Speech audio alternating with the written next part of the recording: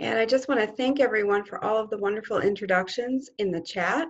Go ahead and continue to keep those going as folks roll in. We'd love to hear where you are tuning in from today. Joining us today is Rob Piorkowski, the Assistant Director of Online Teaching here at SUNY Online. And Rob is going to be sharing about effective online discussions. I'm going to turn over the slides to Rob and let him drive the presentation, and then I'll be back to wrap up and give you a preview of what's coming up in November.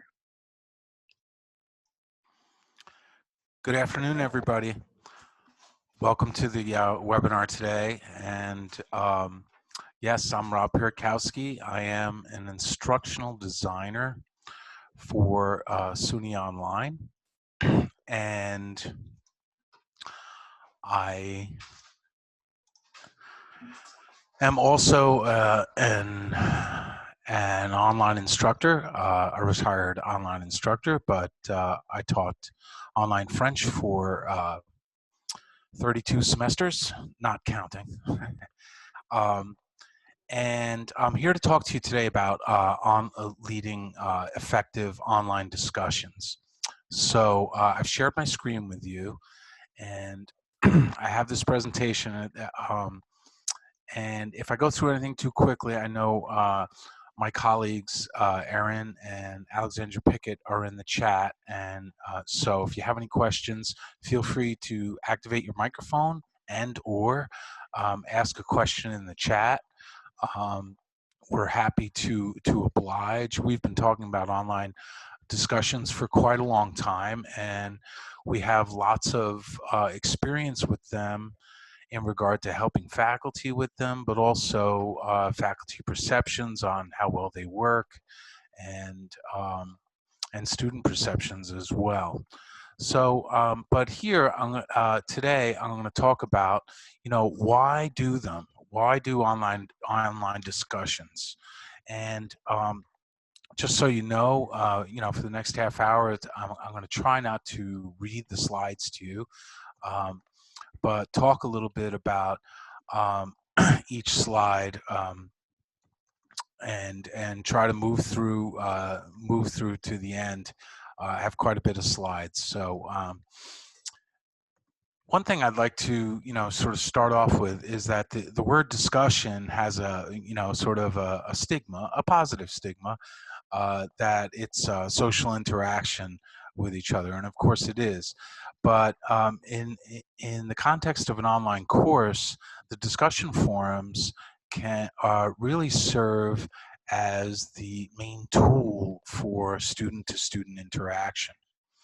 And what online discussions offer from an instructional standpoint is the ability for you, the instructor, to monitor and evaluate the quantity and quality of student-to-student interactions. So this is sort of a new concept for teaching, and what we want to try to do is make sure that our discussion tasks for students are relevant to the course objectives, relevant to your discipline, and relevant to the student in terms of emulating behaviors, professional behaviors in the discipline. So it takes a little bit of a stretch for the instructor to sort of conceptualize this type of activity for students in a classroom, because obviously in a face-to-face classroom it would be tough to evaluate input from students as it happens in real time. However, in the online classroom, since most of the activity is done asynchronously, we're able to look from the outside what was said to whom, and evaluate the quality of the interactions. So here on the slide, we also talk about critical thinking. So critical thinking skills for students to analyze and summarize, compare and contrast can all be required in a discussion forum and evaluated and graded. So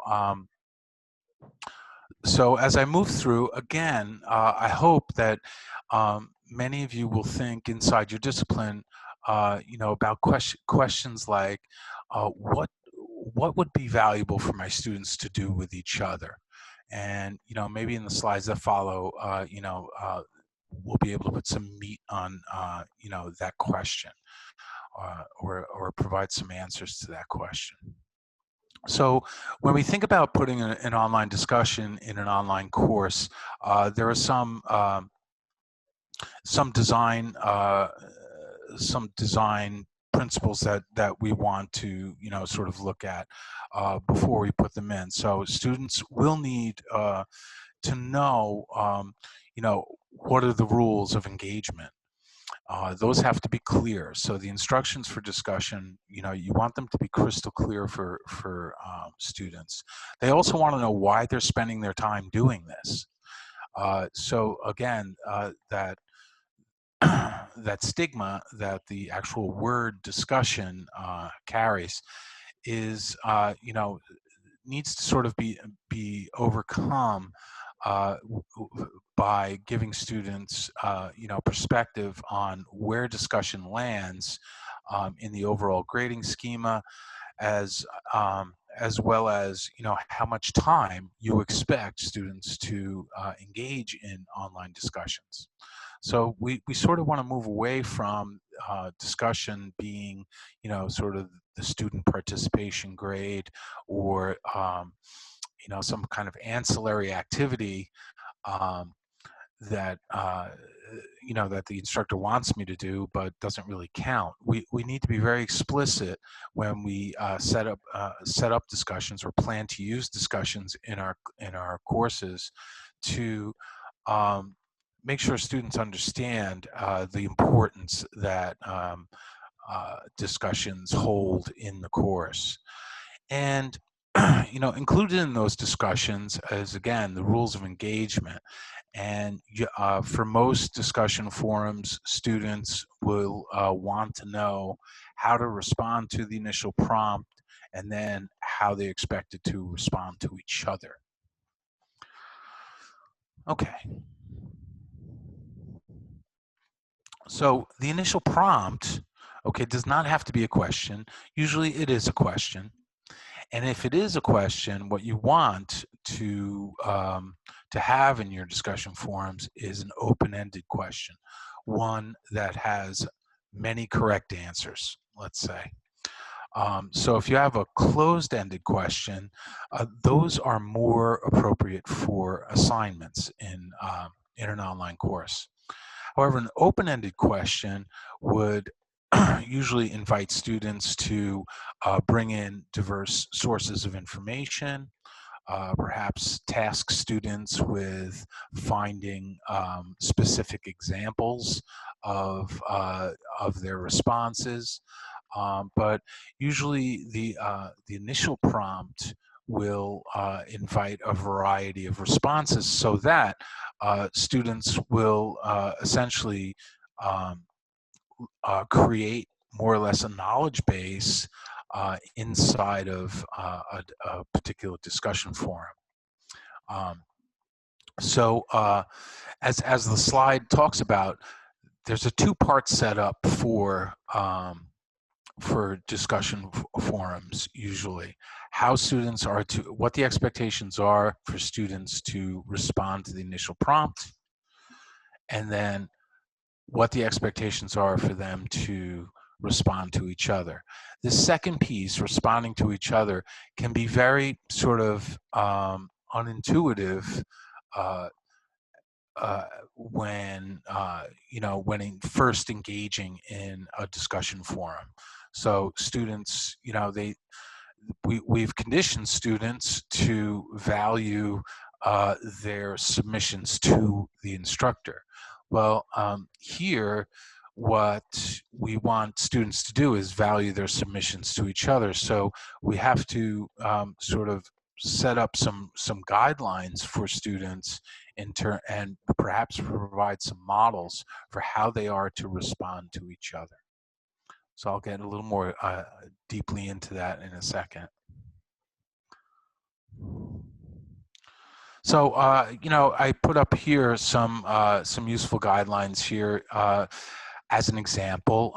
This type of setup for a discussion forum has proven pretty useful for many instructors. So I included it here today in the presentation. And what you see here on this slide is essentially some pretty concise guidelines for when students are to respond to the initial prompt and to each other. So what we don't want in a discussion forum is, sometimes what we get with an assignment, that it's cranked out right before the due date and then handed in. In a discussion forum, what we want is consistent participation. We truly want students, usually an online discussion will unfold over a period of 10 to 14 days, allowing students to read, perhaps respond to their classmates, and then allow some time for their classmates to read those responses, and then perhaps provide more responses. So the give and take in a discussion takes time in an online course. So usually they unfold over a certain amount of days. So I'm going to check the chat, and I'm just going to see if there are any questions just yet. So Rob, there was a question if you could just kind of define what you meant by stigma around discussions. So a lot of times students, when we use terms like test and project and exam and quiz, students are conditioned to think that those things count and that discussions won't count. I mean, all of their conditioning usually up to this point has been, assignments count, all these things, all these, types of activities are graded and important to the instructor. And so discussion in a face-to-face classroom has many times been, Alex typed it out in the chat too. Discussion has sort of been relegated to class participation and usually worth 5 or 10% of someone's grade. However, here in the world of online teaching, some of you may already have experience with this if you've taken an online course. Discussion forums sometimes comprise 20, 30%, sometimes all the way up to like 60%, depending on the discipline, of a student's final grade. I know of one instructor at Herkimer Community College who used it as 65% of his students' grades. And so there are differing emphases on discussions in terms of how they're weighted in a course, but it's something somewhat unnatural for students to place a high value on discussions. Again, they'll do it with projects and exams and quizzes and those kinds of things. But in our experience, it takes a little extra effort to inform students around the importance of discussions and how they fit into the overall grading policy.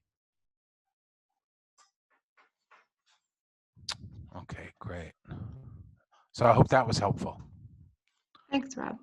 Sure. So again, just to stay on this slide for a second, we want to make sure that discussion is the type of activity that requires consistent participation. And so that's why I'm sort of, lingering on this text view so that, you don't have, a somewhat typical behavior on the part of students where they come in on the last day of the discussion and drop in all their submissions and want to think that they're doing the right thing. So just some uses of a discussion, and this is a short list because again, if we think of student-to-student collaboration around something in your discipline, a task in your discipline, we can think of group projects, we can think of discussion forums being used for group projects. But these examples here, are somewhat common, rather than just let's discuss a concept. So, a debate is somewhat common activity. Case studies, peer reviews, interpretation of a piece of art, or interpretation of really any artifact that you provide for students. And application, another critical thinking skill. Most of these do sort of, what you're seeing here are almost all critical thinking skills. Applying something, reading an artifact or looking at an artifact in an online discussion and then applying that to a situation, again, related to the discipline. We don't want, discussions to be extra work for students, and they are a lot of work. So, and what I mean by that is that once a discussion starts to fill out, usually the expectation is for the student to read everyone's submission and respond. So once they get engaged, it does it does take time for them to work through a discussion forum effectively. So we do want to think about that. But the main thing is to get them thinking, and really, this sort of gets to the heart of what online discussions aim to do. They aim to address depth of understanding. So how deeply do the students understand what's been presented to them, what they've been tasked to read and interact with? How are they digesting the content is perhaps another way to look at it. So I talked about initial prompts, and then how they are to respond to each other. So I just wanted to provide an example for you here of a discussion forum design. So what you see at the top, this was a discussion designed for instructional designers. So it was for professional development. But you can sort of see the design even without reading all the text. There is a setup, and then there is an initial prompt. Choose a quote, paste the main body of the quote, and then in this particular discussion, this is called a student-led discussion, they are to provide 3 to 5 questions for their colleagues. So here, again, this is professional development, so it's mainly colleagues. So the initial task is for them to look at an artifact and create 3 to 5 questions around that artifact. And then the response to their colleagues, I gave them a few examples of how I want them to respond, to add a question or two, answer a question, or help your colleagues refine their responses and questions. So again, what I want you to draw from this slide is just sort of the overall design. There's a setup, there is an artifact for them to look at, but there's an initial task, what they are supposed to do right away, the initial prompt, responding to the initial prompt, and then how they are to respond to each other. So here's another example. Again, the the design is very similar in that they look at the artifact. And one thing here in terms of designing a discussion forum is give them, if you give them a word limit or a clear expectation of length of response, then you won't get the 5 paragraphs from the very enlightened student. So it really helps to sort of be to refine the length of the response to the initial prompt. And then again, the same design here, instructing students to respond to the initial post and then respond to their colleagues. And you'll notice down in the respond to your colleagues section, again, with numbers, respond to at least 3 of your colleagues. And then I do like this wording a little bit better. Below are some examples of replies that will earn full credit. So I think that's helpful to the online student because if they just want to write in, yeah, I agree, they should know that that's fine. They could write that in, but they're not going to get credit. So John, your question about how do instructors check to see if students respond to at least 3 others posts. I'll show you that in a couple of slides. I have some screenshots of the actual grading process as well. And you'll see how, at least in Blackboard Learn, how that is revealed pretty clearly. So in any case, again, it's this, stating your expectations as clearly as possible for the online student is real important in terms of trying to get something salient and meaningful for in these discussion forums. So okay, so here's how we set up a discussion forum in Blackboard Learn. Well, almost all of you, and if you work in Blackboard, have a link on in the course menu section on the left-hand side to discussions. That is a link to the discussion board, and inside the discussion board are forums.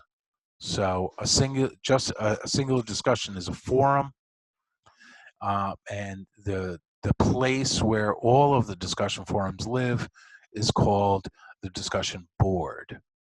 So it's pretty easy, not too much going on here in terms of buttons to push. We click create forum, and we create a discussion forum that way. Just a few things before we get into the weeds of how to grade a discussion. What you want to do when you're actually conducting one is resist the temptation to respond to every student's post. And the reason why I say this is while I certainly endorse being as attentive as possible to your students, if you start responding to each and every student's post, you will sort of find yourself in a bind once discussions really start to fill out. And you could run the risk of having a student feeling left out. If you grade quickly and grade promptly, I should say, not necessarily quickly, but promptly, students will become aware right away that discussions count and are graded. So I won't go through each and every one of these, but essentially the instructor role is to sort of stay out of the discussion, but monitor and evaluate. So, so as an example, as an instructor in my courses, I taught online French. My technique would be to certainly jump in if there were any if any posts were not did not follow my rules of etiquette. but if students were being if students were being led down a wrong path, I would jump in. However, for the most part, I did not jump in. And what I would do is I would summarize the main points of the discussion after it was concluded. And I would also grade the discussion right after it was concluded. And so that was sort of my, signal to the students that I'm watching very closely and that I am in the discussion, but the main task is for them to interact with each other in a meaningful way. There's also, there's definitely a perspective around when an instructor comes in that the authoritative voice is now in the room, and that could serve to um, shut down the discussion for some students, in that if you answer the question and don't just leave it out there, then students, might feel that that they have nothing left to say. Yeah, for sure, John. I'm reading your contribution to the chat here. Students do like to hear what the instructor has to say. I'm not trying to endorse staying out of the discussion and not being present. I'm just saying that my presence is not necessarily in the discussion with the students at all times. But everyone has their own sort of, approach to this, and I encourage, all approaches and try everything out. Yeah, it is sort of what David's putting in the chat right now. Sort of me being the guide on the side who is, again, monitoring and evaluating their participation.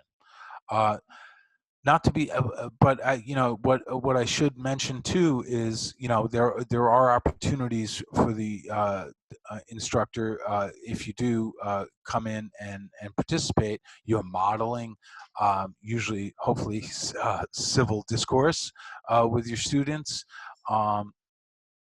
And if perhaps I can certainly envision an example where the instructor can come in, and if things are sort of like just really flat in a discussion, the instructor could come in and try to prompt students to participate more. One thing, it's just I do want to make you aware that if you come in and there is a student who is participating quite a bit, and you engage with that student, over and over again. Let's call him Jimmy. If Jimmy keeps coming in and is very active in the discussion, and you're right there behind Jimmy, responding to Jimmy all the time, other students, could certainly develop a perception that you care more about Jimmy than than the instructor cares about you. So I just want to put that out there. But please, I encourage you to use discussions as you see fit. And engage your students. There's a lot of talk about engagement here in the chat. Engage your students as you see fit, and also as your discipline demands. As a teacher of online French, I was always the authority in the room, and it was sometimes a struggle for me to have students value their fellow students' perspectives on things. And so someone used the term slippery slope in here. It's sort of an exploration of typical of an atypical instructional strategy, if you will. Again, that strategy being monitoring and evaluating interaction between students. Okay, so I think it does take a little bit of practice, if you will. One thing I do recommend for everybody is to use rubrics when you are having graded discussions in your classroom. Rubrics reinforce all of the guidelines and expectations that you set up for students, responding to the initial prompt, responding promptly, responding to each other, this kind of thing. And they provide feedback on for students on very specific points. So, let me show you, how that's done in Blackboard Learn. So, even if you're not using Blackboard, a lot of the rubrics are generated and behave in the same way as they do here in Blackboard. Essentially, we create rubrics in their own space, and then we attach them to discussions, to assignments, et cetera, et cetera. So here in Blackboard, we create a rubric right in the course menu under the course tools.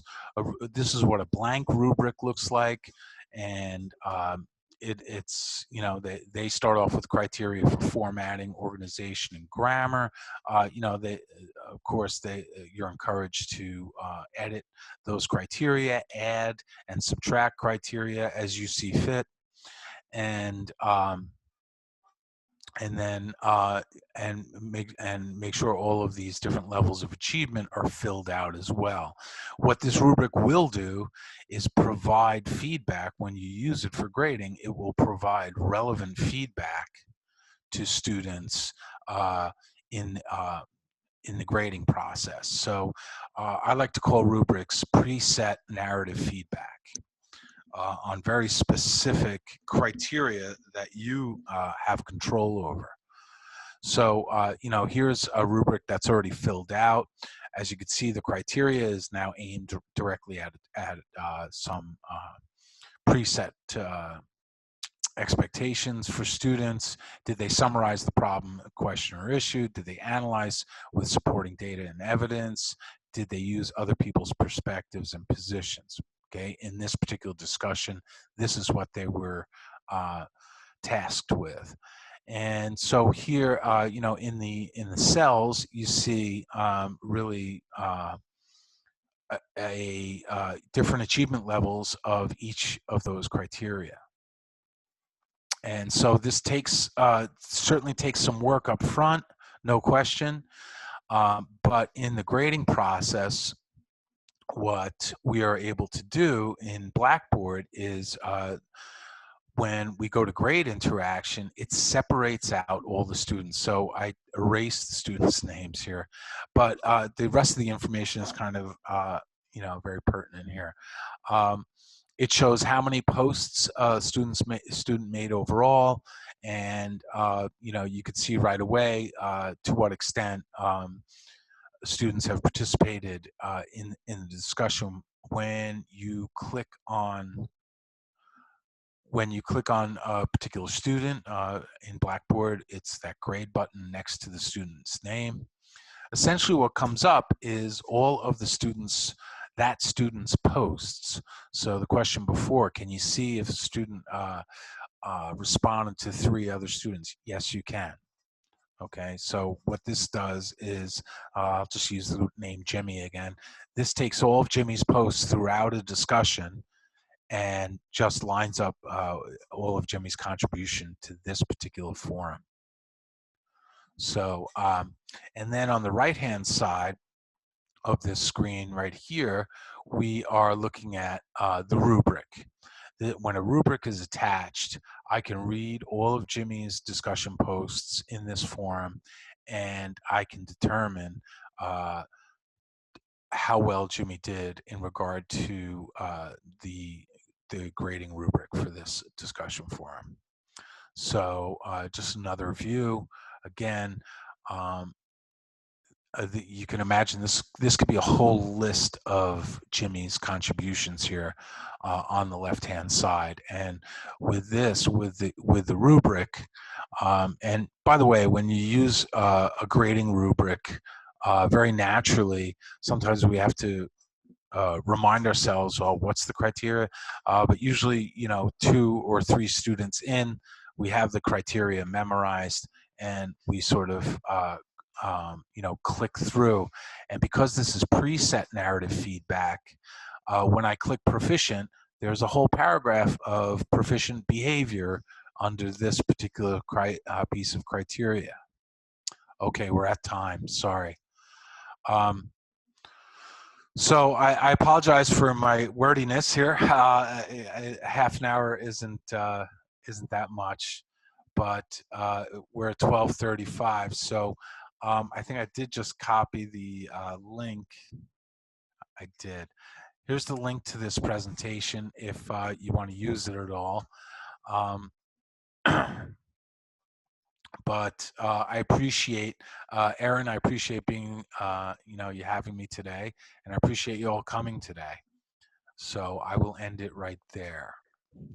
Thanks so much, Rob. I know it's always hard to put everything into a short amount of time.